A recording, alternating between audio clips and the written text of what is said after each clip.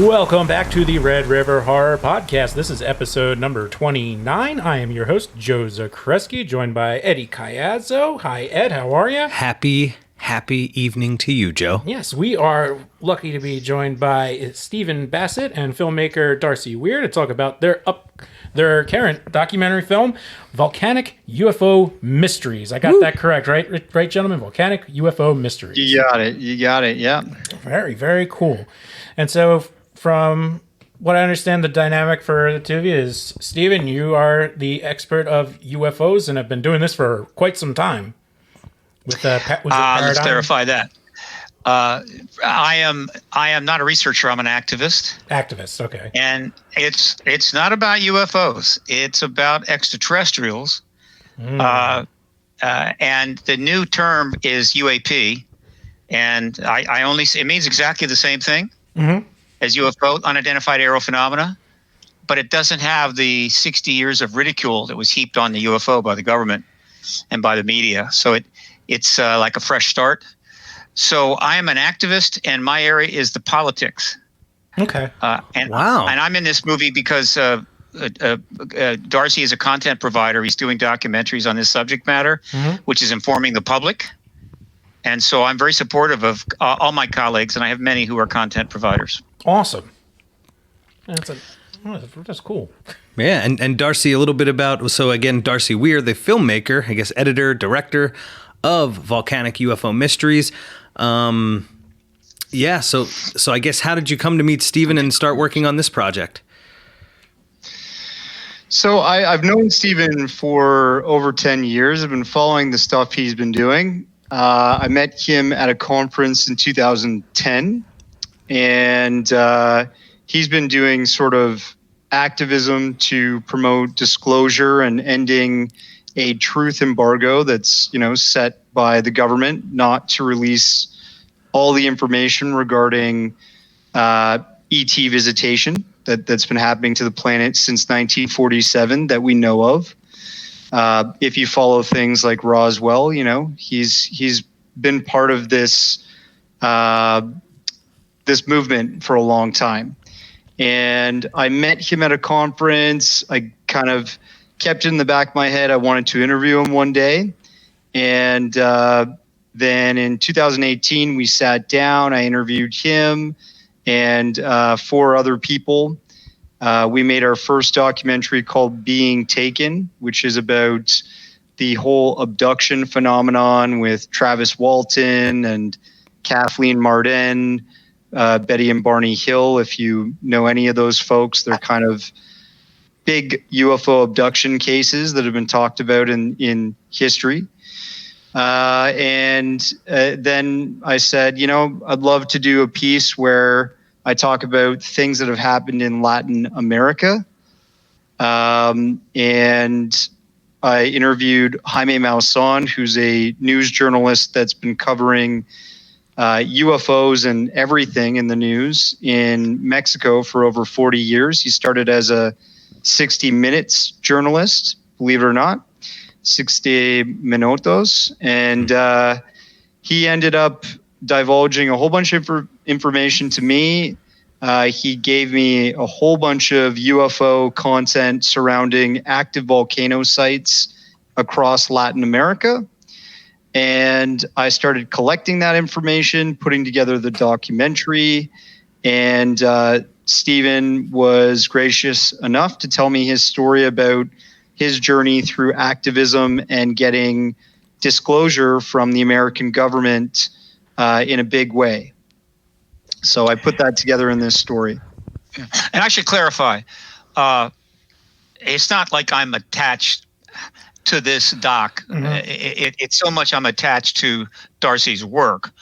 And he's included me in the doc, and that's fine. But he's done 8 documentaries, I think, in the last 2 years. Oh my gosh! In fact, your listeners can quickly get on top of that by going to his IMDb page, Darcy Weir, right? Yeah. DIR, and they can see these other docs. Some of them are in genres outside of my area, but many of them are. So he's touching on some of the key elements of the extraterrestrial phenomena issue. And so, and I think I'm in a couple of them. So that's kind of the relationship. And again, he's a content creator. And for the last 70 years, the government said there's no ETs here, really. And in fact, I got the president to actually say that in writing in 2011, that there's no evidence whatsoever. And so the people, regular people, citizens, on their own dime, on their own time, making a lot of sacrifices, have generated, thousands of books, reports, research, magazines, broadcasts, podcasts, websites, documentaries, over the last 70 years. And that's what's brought this subject and kept it alive around the world. And they are the ones that ultimately are key in ending this truth embargo, which I think is going to happen pretty soon.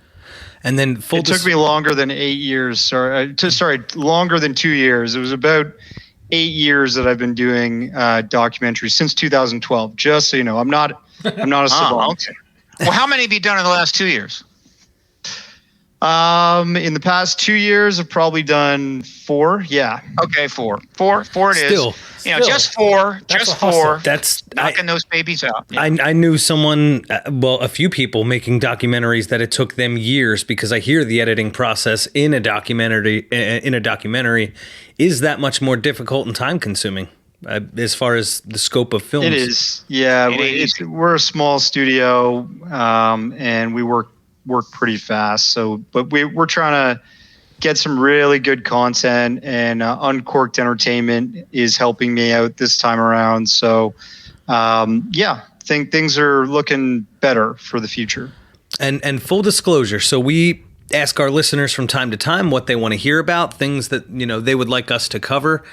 One thing we had not touched on, this podcast is a branch of RedRiverHorror.com, which was, digital print based, but this was kind of an extension of that was born out of, the lockdown. Joe's just basically, Joe came from a successful podcast before that. So this was a topic that people were interested in. And I mean, I am going in green because when I was a kid, my dad was really into the UFO stuff. Like, we would watch Sightings, of course, the X-Files. And you have an Independence Day poster there, Stephen. I loved that movie. But I cannot say that I am fully up to snuff with what has been happening. So then a film like Volcanic UFO Mysteries comes across, and you're both available for an interview, and I thank you.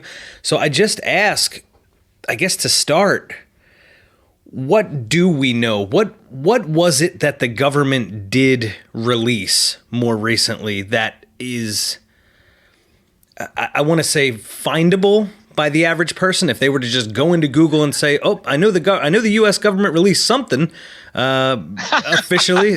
So what is that something to start? They have released many things of late. In fact, there's been some extraordinary developments the last 3 years.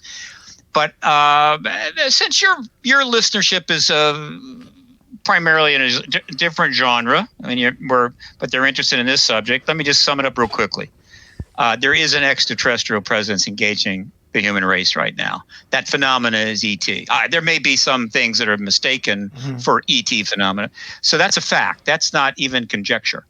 The government's known about it since no later than July 47 with the Roswell events. Wow. Though there's some indications there were some crashes prior to 47, even prior to the war, that may have been very contained very quickly and kept tight. We don't know for sure.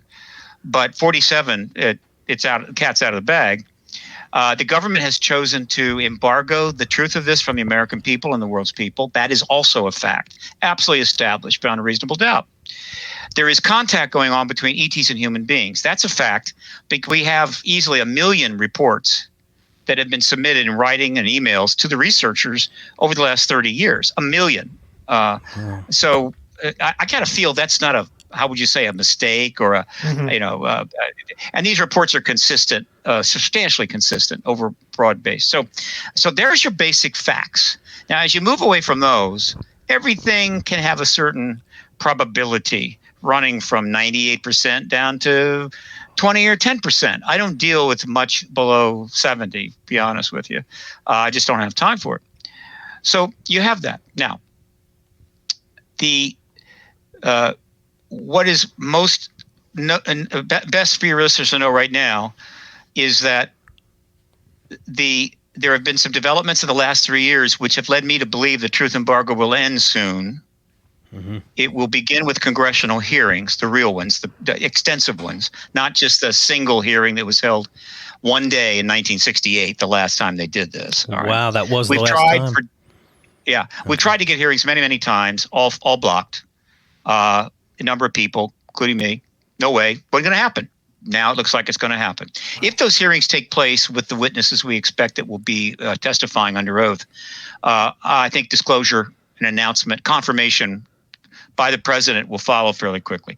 So that's something to know. The biggest event in human history may be coming this spring, just letting you know, okay? Whoa. Playing at every theater in the world at the same time. So there's that. In terms of finding stuff, let me give you an example. Yes. The day before the inauguration of the last president, mm-hmm. This would have been January 19, 2017, the CIA announced, and this is a part of sort of the unfolding developments I'm referring to, that 970,000 documents relating to a lot of stuff, out of the ordinary stuff, including the ET issue, were being made available to the internet. They had been available only through the archives, meaning you'd have to drive to the archive, park your car, have your pass, go on in, sit down, order up something, and look at it, right? Now it was on the internet for all to see. That was then. This year, John Greenwald was able to acquire, because they made it available, a DVD of, a million? I forget how many more documents from the CIA, getting in all kinds of things, including MK Ultra, ET issue. And what he did, and this is what made the news, all kinds of news was made, and there's a lot of confusion about it. John Greenwald runs the Black Vault, where for the last 25 years, he's been compiling thousands and thousands of documents, archiving them from FOI requests. He's the master of the FOI. So he took all of these million documents and he put them, they were digitized, but he put them into searchable form on the Black Vault and then announced it. So for those of you that have some doubts about the fact that there's some stuff going on, there's about 1 million to 2 million documents you can go read. Wow. All right, from the CIA itself. Okay. And then I'll finish with this. Probably the most significant development since 2016 is that the Pentagon allowed 3 gun camera footage films of F-18 intercepts of UAPs out the door. They were given to Christopher Mellon, former Deputy Assistant Secretary of State for Intelligence, and he gave them the New York Times. The New York Times then put them up on its website, where they have now been seen and all over the world by, I don't know how many, maybe 1 billion people have seen. Now, these were the first gun camera footages ever released by any government formally regarding UAP intercepts. All of the world's developed governments, nations, there's thousands of these clips of defense planes intercepting these UAPs, UFOs, UAPs, and filming them, because that's what you have to do when you're a defense plane. You film all engagements with bogeys over territory. Right. You don't go up there to shoot at it. You film it. And all of this film has been canned. It's all been vaulted by every nation, because if those films had gotten out, say 20 or 30 of them, the truth embargo would have collapsed. But so it never happened until December of 2017, when the New York Times released to its website two of the 3, maybe 3 of these gun camera films. That was probably, I call it the Rubicon. When those films went online, the truth embargo, the disclosure movement, of which I'm a part, crossed the Rubicon. There was never going to be any going back. And ever since then, we've been advancing slower than we thought, because the political situation got fairly intense, but advancing inexorably towards disclosure and the end of this truth embargo. And I think it'll happen this spring. Wow. I mean, that would be something. And oh, yeah. Do you think that the whole reason behind the truth embargo is basically, thinking that the public's not ready, like the public can't handle the information that's there? Do you think it's just basically we're just not going to It was all that's all propaganda. It was all Sure. bogus from the day one. Okay, it was all, here's the reasons, guys, why you don't want to go to the New York Times, lieutenant, commander, captain, Yeah. scientist, right? World's going to collapse. Everybody's going to go crazy. Nonsense. Right. Roswell happened in 1947. They put out a press release. Yeah. The media jumped all over it. Nobody went insane. Yeah. Now they turned it around in less than 24 hours because they realized, wait a minute, we don't want this out. But the American people in 1947 had just defeated the Axis powers. Yeah. They'd been through a world war. All of the adults, middle-aged types at that time, had been through the Depression.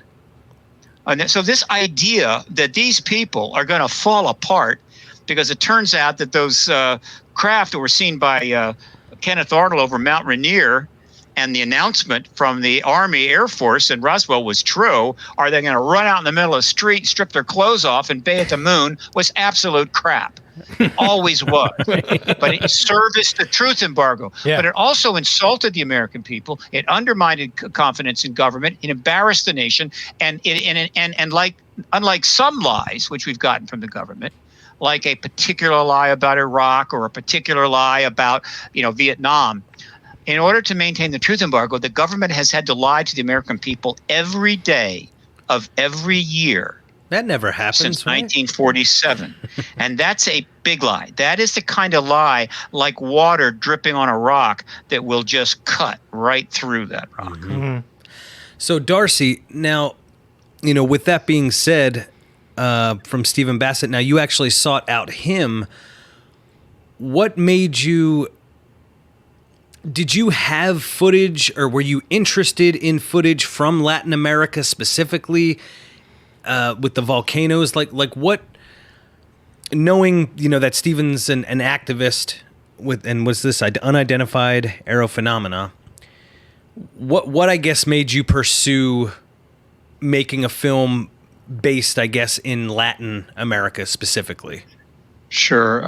So I had already started working with Jaime Maussan. I did a biography on him a couple years ago called Maussan's UFO Files, and it showed his career getting into journalism, covering normal stuff like environmentalism and issues close to home in Mexico, and then he started covering early in his life folks like Billy Meyer and Roswell and all that type of stuff for the Latin American audiences. And when I was researching everything that he had been doing, I noticed that he had put together quite a bit of information to the public in Mexico about volcanoes that were erupting, where these UFOs were clearly, sometimes just hovering right through ash clouds and then going around the crater, and it looked like they were going inside of them,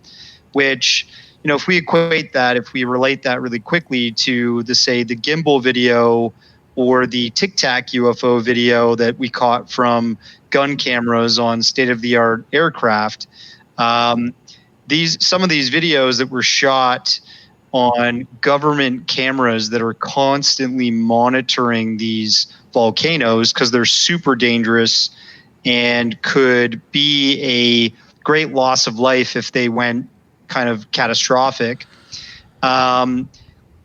These cameras are recording these UFOs doing things that civilian aircraft can't do. They're not allowed in this airspace.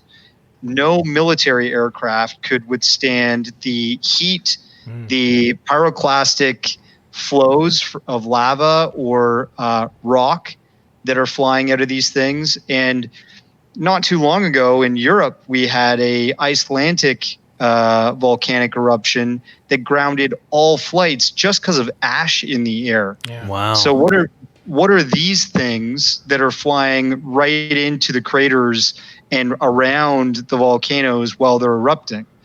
Again, they must be something that is not part of our arsenal and to our knowledge. Yeah. And why are they here? Yeah. So we kind of made that question.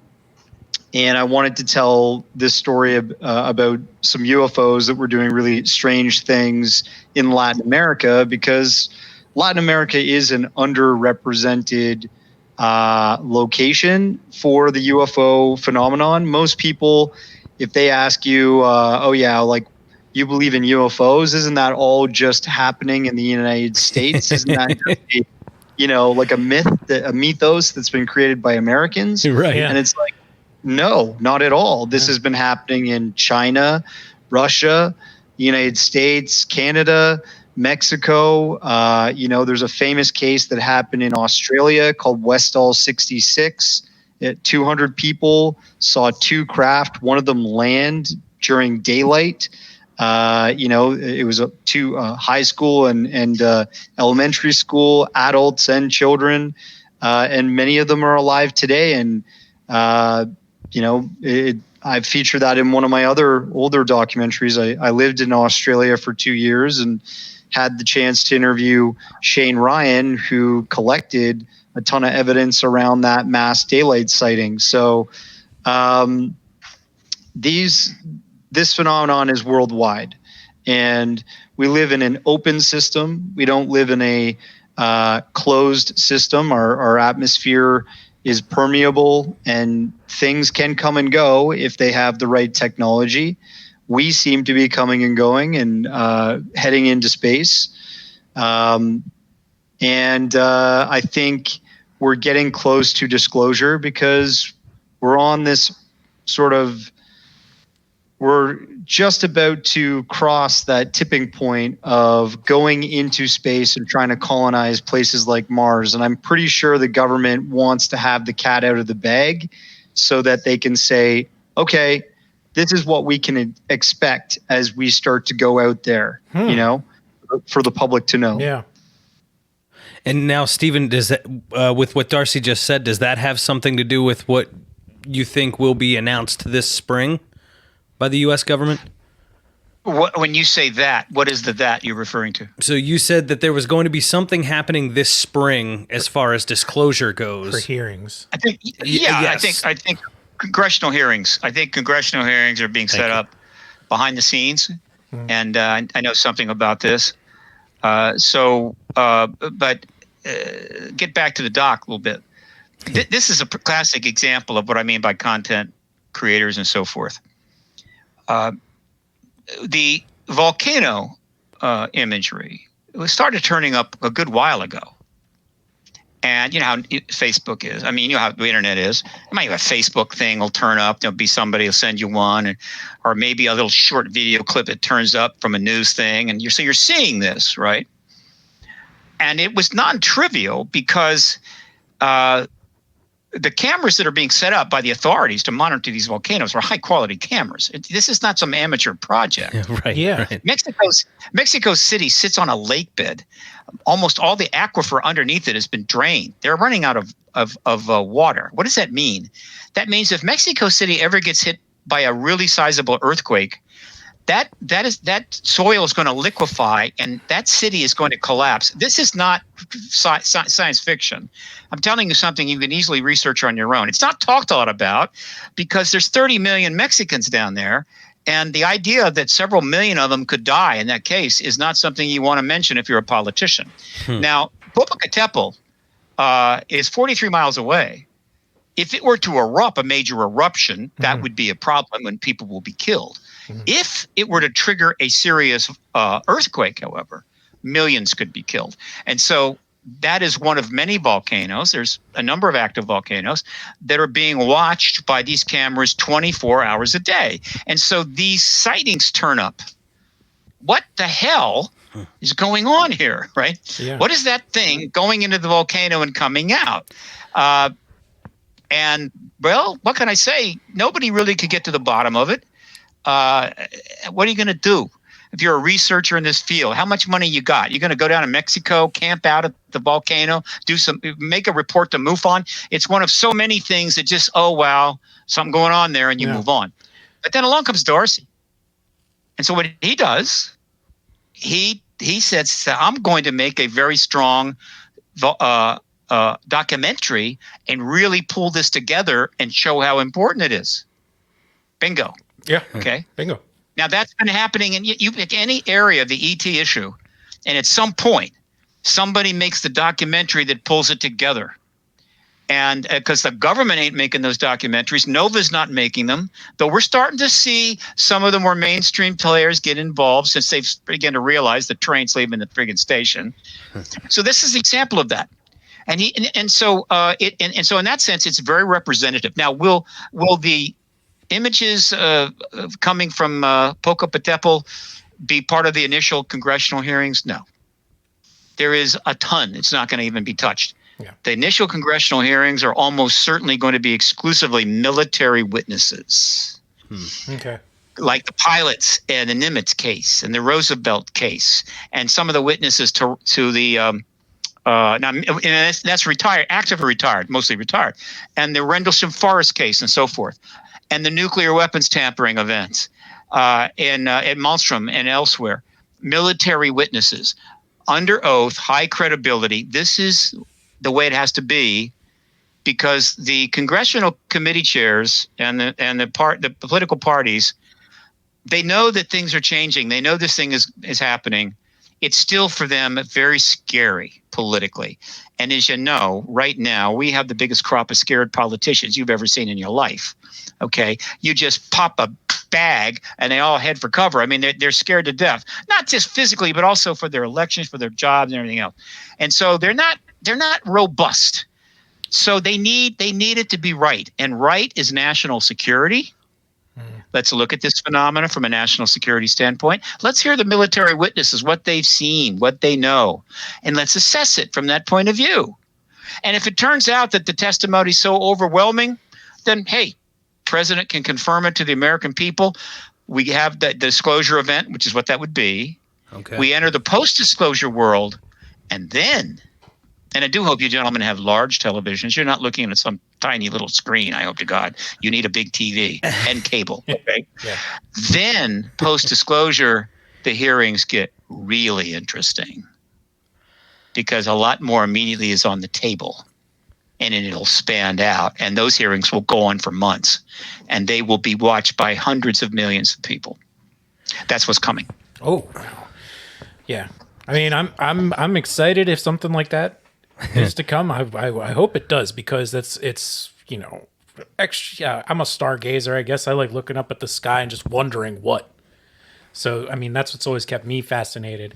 And then thinking about this documentary, what keeps coming to mind is if there is a UAP, if they're going to be studying like Earth's atmosphere, a volcano erupts and then something comes down and checks it out, that's not much different from how we humans study other planets. I mean, that's almost exactly how Venus is studied, correct? Because that's all basically atmospheric drops and back and forth. Yeah, it is. Yeah. But it's more than that. It's more than study. There's reasons why they're doing this.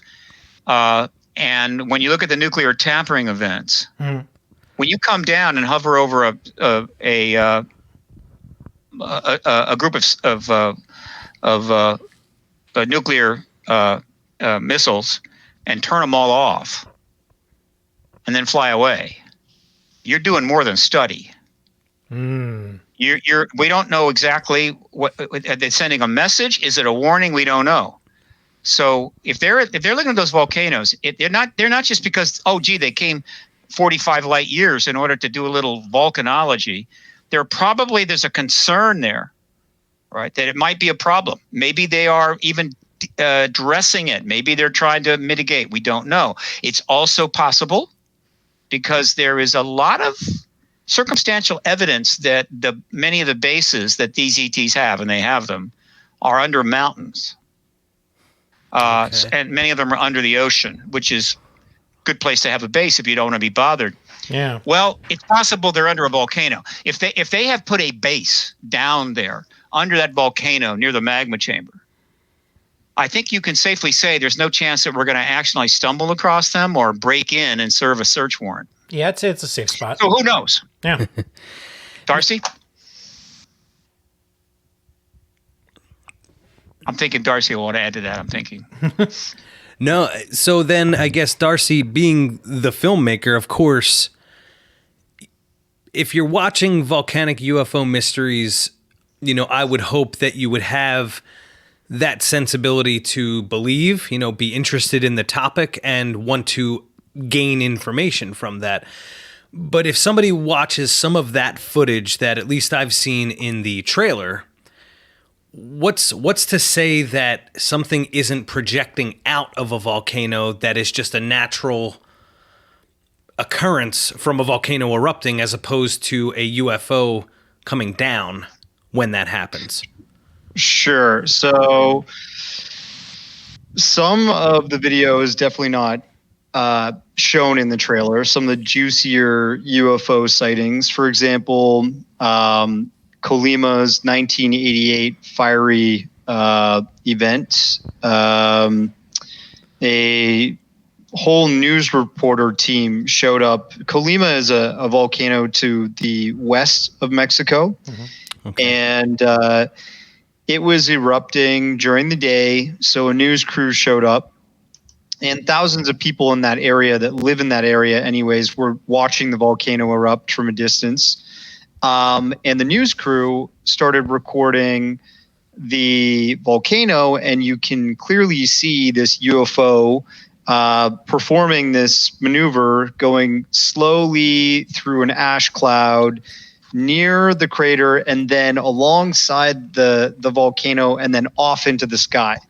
This wasn't quick either. This is slow, hovering, cruising, right? Mm-hmm. Again, this is not something shooting out of the crater. It's not part of a cloud.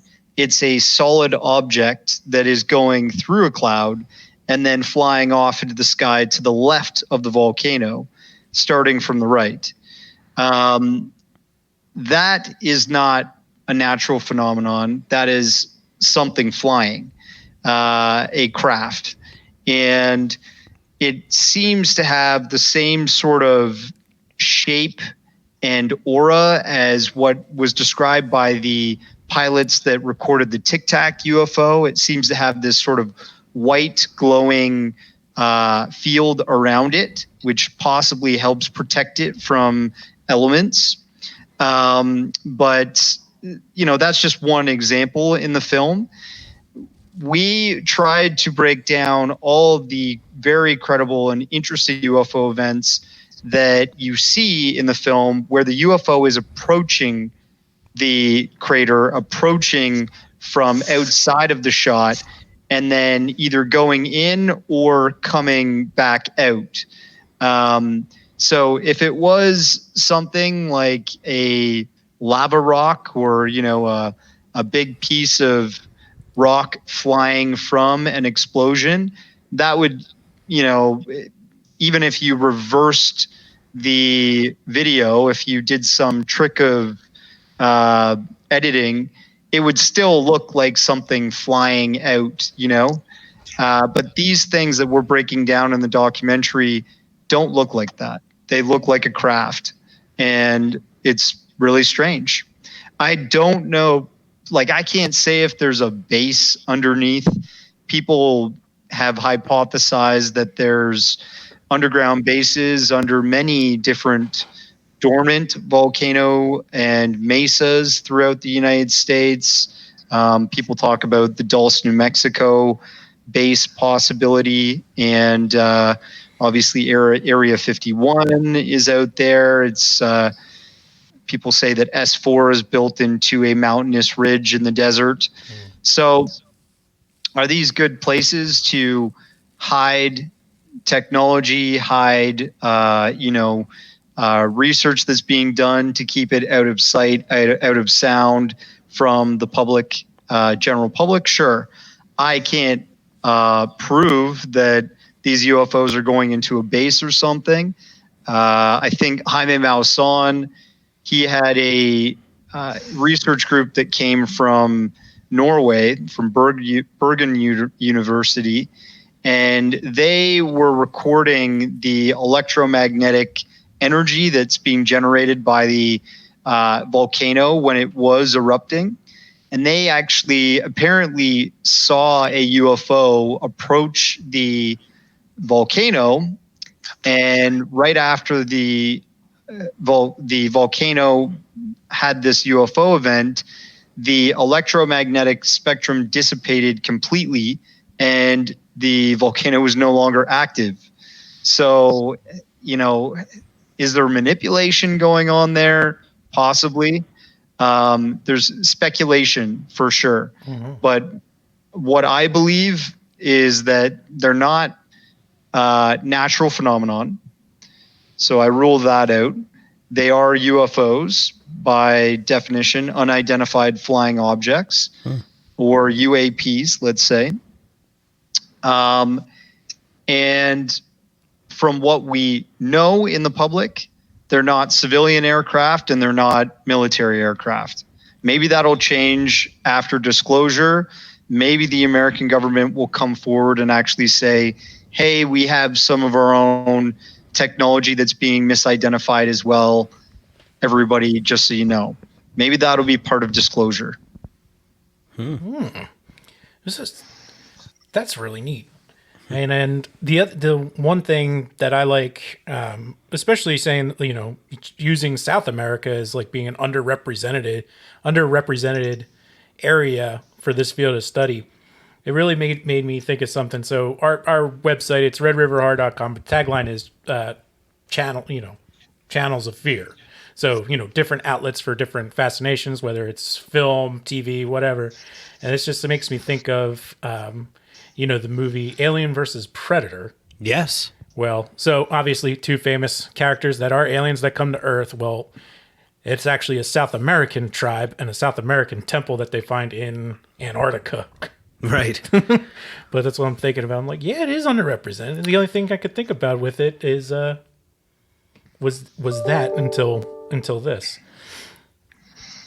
I like that one. I like that one better than the first one. Me too. It was fun. It's a fun movie.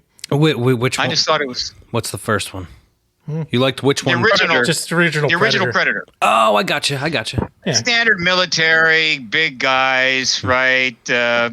Big, strong dude shooting off big guns, and in the jungle, standard stuff. But this one really was the concept, the temple underneath the ice. It was just, and the woman character was really cool. She was so cool. I like that movie. A lot of reviewers didn't like it. I did. Yeah, I mean, John McTiernan's finest work, in my opinion, is Predator, but that's all right. Yeah, I mean, I enjoy them all, but it's like I like having a little fun with it. So, Darcy, what I would talk to you a little bit before we really got into the heart of the interview about your other documentary with Sasquatch. What got you into wanting to make documentary films, whether it be extraterrestrial, Sasquatch, I mean anything in like that realm? Like what got you into that? Sure. Well, I guess I've always been interested in this type of stuff. In my younger days, I watched, X-Files and Unsolved Mysteries and all that type of stuff. Love horror movies as well, for sure.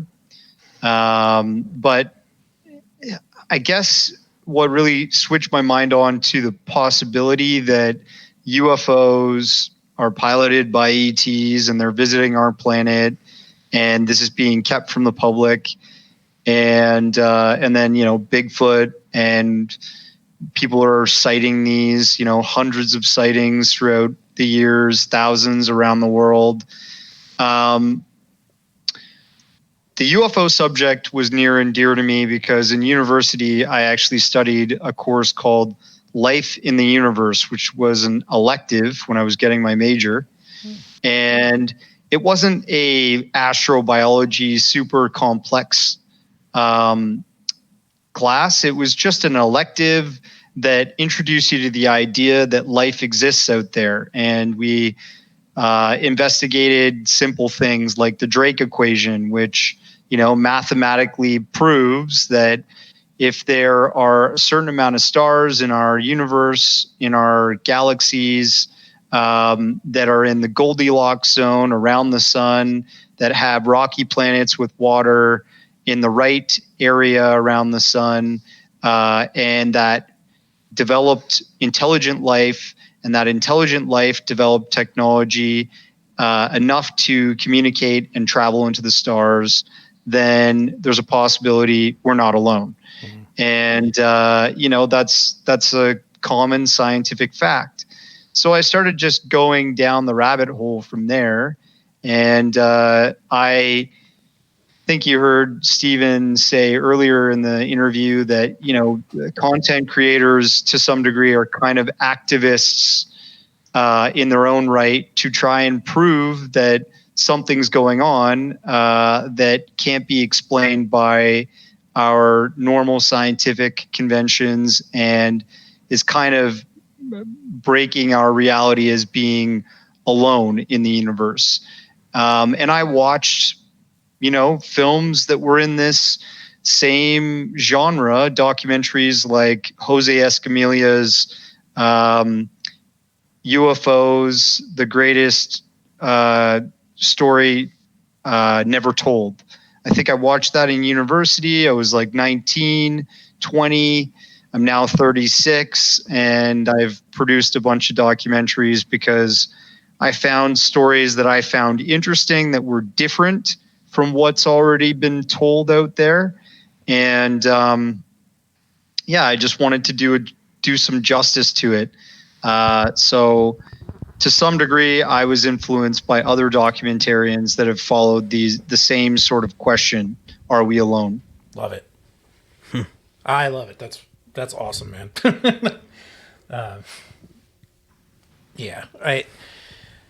I really appreciate good documentaries. I'm really looking forward, like after watching the trailer for this and seeing your other line of work, really getting in and viewing your entire filmography. So I'm looking forward to watching the entire catalog. Yeah, there's a bunch of really free ones. The low-hanging fruit you can check out are if you guys have access to tubetv.com. Yeah. There's Being Taken on there, which is all about the abduction phenomenon, and we kind of follow a chronological historical reference to UFOs and then people saying that they've been abducted, and we analyze the most credible cases out of the phenomenon of abduction. And then there's also the Maussan documentaries, that Jaime Maussan that I talked about earlier. You can just search Beyond the Spectrum and you'll probably get 3 there. But all my films are on Amazon Prime as well if you have a membership. The Underground is free. That's about underground bases and supposed history of military involvement with building these things clandestinely throughout the United States. And then there is the Sasquatch one. The first one is free, also on Prime. It's called The Unwanted Sasquatch. And then these guys like Volcanic UFO Mysteries, and a few others like Being Taken is on there too, if you don't want to get hit up with commercials like on Tubi TV, that type of thing. So I enjoy your feedback. I'm still a young filmmaker compared to the Spielbergs and the Scorseses out there, but for what I do, I'm trying to have fun. I'm trying to introduce interesting ideas that are out there in this phenomenon, and definitely learning and trying to get better as I go. For sure. I'd like to jump in here with something I think you may find interesting. Sure. Documentaries and activism. Documentaries are increasingly becoming a major component of activism. Absolutely. Without question. There was a time when they were mostly like Nova or one of these nature thingies or whatever. You go back 20, 30 years. But of course, they and a news program would do a short piece on something, but then they started doing longer pieces, investigative journalism. But then, of course, documentaries start to flourish. Not only because it was a good approach, but as you know, hell, there's the equipment and the tech and the editing knowledge needed is easily accessible to a 20-year-old or a 15-year-old. You've got 15-year-olds that are doing documentaries would have been considered professional quality 30 years ago. Yeah. Everybody's creating documentaries and podcasts. Okay, so naturally they're becoming a key to activism, because that's how you bring together information. It can also be propaganda. A lot of these docs are propaganda. They're pure propaganda. That's what they are. So I guess you could say there needs to be a word for that. What distinguish between a documentary that is dedicated to the truth and a documentary that's dedicated to mistruth? We haven't got that word yet. We'll see. Yeah. But recently there has been an extraordinary development. Yeah. And that is that on the 19th of this month, Alexander Navalny made the extraordinary decision for he and his wife to return to Moscow after being away from Russia for 4 months, getting treatment in the German hospitals for the Novichok poisoning. He could have stayed in exile forever, but he chose to go back, even though he probably knew he'd be put in jail for a while, if not worse. And the day that he leaves and he's on the plane, they release the newest documentary that they had created, and they've done some others, essentially trying to expose Vladimir Putin's bad behavior. And this documentary was their summum bonum. It's called Putin's Palace, and it was put up on January 19th. In 8 days, it has gotten 97 million views. Yeah. 4.2 million likes and 6.2 million subscribers now. He's doubled his subscriber list, and 1.58 million comments in 9 days. And that has precipitated people coming out all over Russia to protest. Mm-hmm. There's another one for this Saturday. It could get pretty intense. The first one was big. This might be even bigger. Yeah. This is a 1 hour and 52-minute documentary, relatively well made, dubbed in English. It had some good quality CGI stuff, a lot of good CGI, so there's decent money behind it. And I'm sure he can get all the volunteer CGI guys he wants. This documentary, this one, coupled with the others, but this one in particular, coupled with his detention in Russia, may bring down Putin. Now that is the ultimate intersection between activism and documentaries. And that is also happening in the ET world, not to this degree, but it is always happening. And Darcy Weir is a part of this. Recently, a extraordinary documentary by James Fox, 4 years of work, blood, sweat, and tears, called The Phenomena, which has had significant impact and getting a lot of coverage. And the information in it absolutely services the activist disclosure movement. So that's what's happening, guys. It's exciting. I'm happy to see people like Darcy, younger people getting involved in this. There's going to be a lot more because they're young, they got energy, they know more tech than most everybody else, and they're going to spend most of their life in the post-disclosure world. And that world is going to be extraordinary, and the government is withholding that from them, and so they're going to help make sure that the truth comes out, and that's why I'm on this show tonight. Yeah. Well, that's a better example than I usually do when I think of documentaries and activism. I usually immediately go to Morgan Spurlock and Super Size Me, which completely changed the fast food industry based on same thing, exactly it's activism right there. Michael Moore's made a living off it. Whether some people like him, some people don't, but either way, that's the way he portrays his films, and usually they don't like it because they don't like the truth in it. It's not the production values. It's just the truth makes people uncomfortable, and it causes problems for people, and that's why they don't like it. Well, they have tough. They Tough, have money. folks. They have money. Well, no, they have money behind it because the people that finance those films have an interest in getting the person that's in power out. Well, either way, I mean, if I was thinking about like activism through documenting things, I mean, I go walls. Even in books, like I think of The Jungle by Upton Sinclair. I mean, that exposed, labor abuse in sausage factories or the Cove. Or the Cove, yeah. Like that's activism. That's protecting sea life, right? Yeah. Yeah, wow. Every issue in the world today has had documentaries, relatively high quality documentaries done about it available. They're piling up by the thousands. They've got channels devoted to nothing but. There are websites you can go, and they're even free, where there's hundreds of documentaries there that you could just watch at your leisure. And that's unfortunate, because again, the people that make these documentaries don't make the kind of bucks that Steven Spielberg makes. Sure. But they everything but some issues don't get so much. Yeah. Right. And one of the things you can tell about what's verboten and what's not is what area somehow the documentaries just don't get made. And area that I talk about, there's only been 2 documentaries really made about it.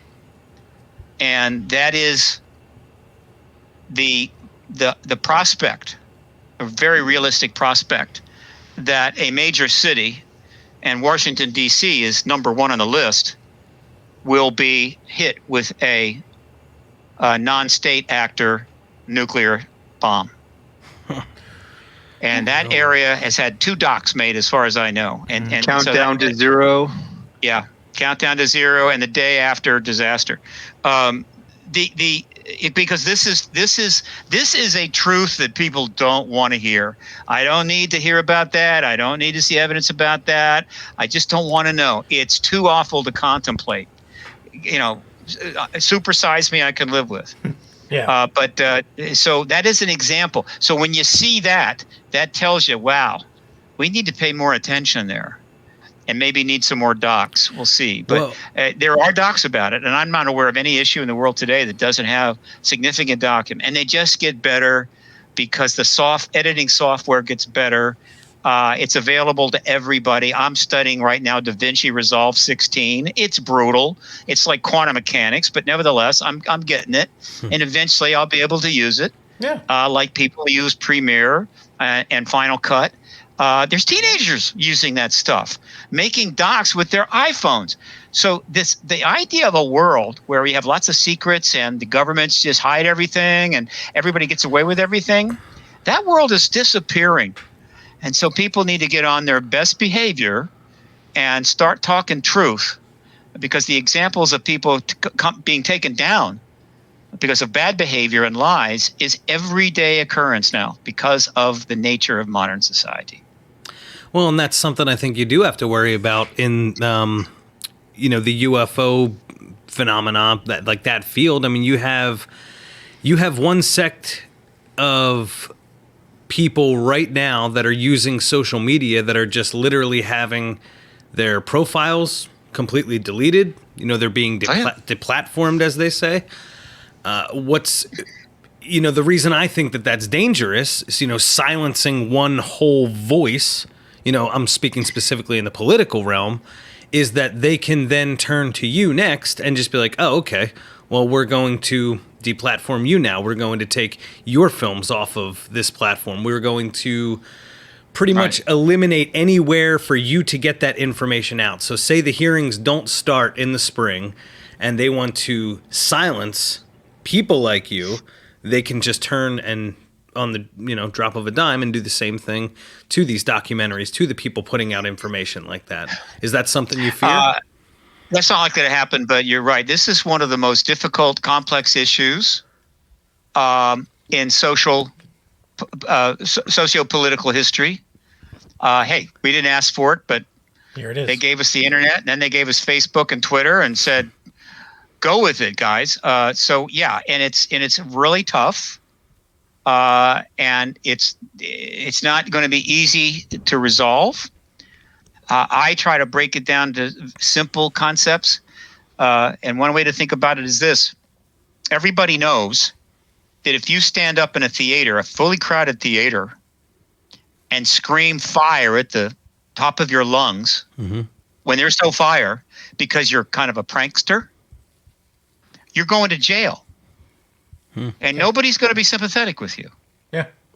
Certainly not the families of the dead people stamped in the doorways, right? Correct. Well, guess what?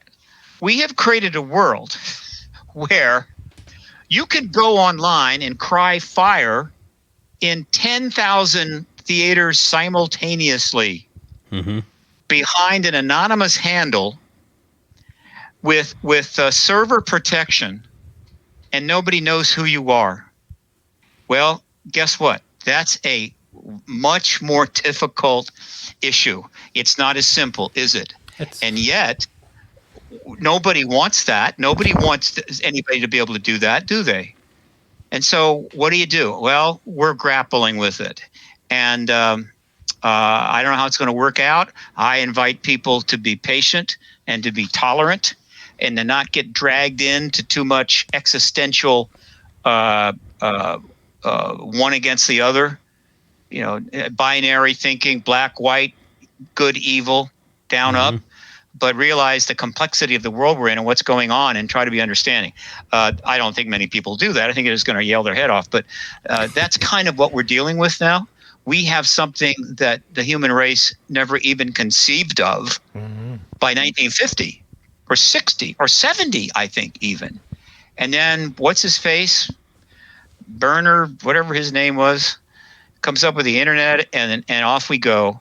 And here we are. I don't know where it's going to work out. I would love to be able to go to the future about 100 years and read some fine books on what the hell happened. Yeah. Yeah. Well, guys, this has been a lot of fun. Just for the Red River Horror listeners, readers out there, we're very fortunate to have filmmaker Darcy Weir, Stephen Bassett on with us. Gentlemen, just I guess if we could close it out, Darcy, is there anything you want people to know about Volcanic UFO Mysteries that we have not covered in this interview? I think we've covered everything we could, but I hope people check it out. Leave a comment on the Amazon page or IMDb. Always looking for feedback as a filmmaker. And thanks for having me on. Hopefully in the future you guys can check out some of my other releases. And definitely head over to www.occultjourneys.com. And that's my whole filmography there. You can check out all my films, my posters, trailers, and descriptions of the films before you dip your toe in that water. And then we will, of course, link that on the podcast page for the post and on redriverhorror.com with the article that will accompany this. Oh, yeah. Stephen Bassett, anything you would like us to know that we have not touched on about UFO? Sure. I'd like your listeners to please consider following me, following Paradigm Research Group on Twitter.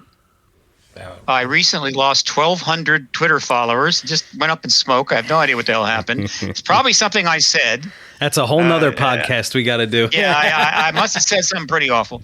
Also, you can follow Paradigm Research Group on Facebook.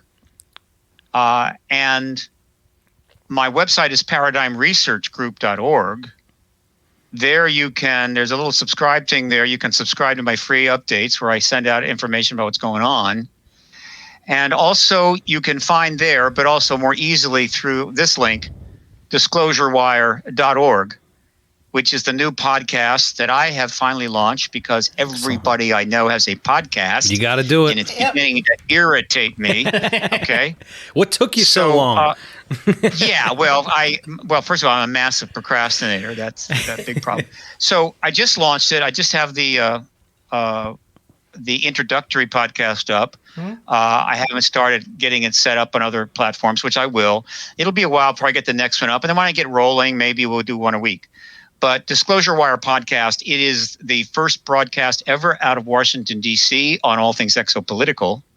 Wow. And the studio is in the National Press Building 2 blocks from the White House. So I got good venue, baby. Woo! I got great venue. I just need to do some podcasts. Yeah. Right in the heart of it all there. Well, I just wanted to mention again, Volcanic UFO Mysteries. You can watch their trailer if you are fortunate enough to have a 4K TV. You can also watch it in 4K. Nice. But it is available now on Amazon Prime Video. As Darcy had said, check it out. Leave a review, watch it there. And we'll share the trailer as well in the notes. And then some, yeah. Darcy Weir, filmmaker, thanks so much for joining us. Thanks, guys. It's been fun. Hope you guys are staying safe, keeping healthy, and looking forward to seeing more of the stuff you guys publish over the year. Thanks so much. Right back at you, man. Take care, guys. Stay safe. Stephen Bassett, great to talk to you as well. Thanks so much, and thanks everyone for listening to episode 29 of the Red River Horror Podcast. Okay. Thank you very much, gentlemen, for your time. And remember, people, keep traveling those channels of fear.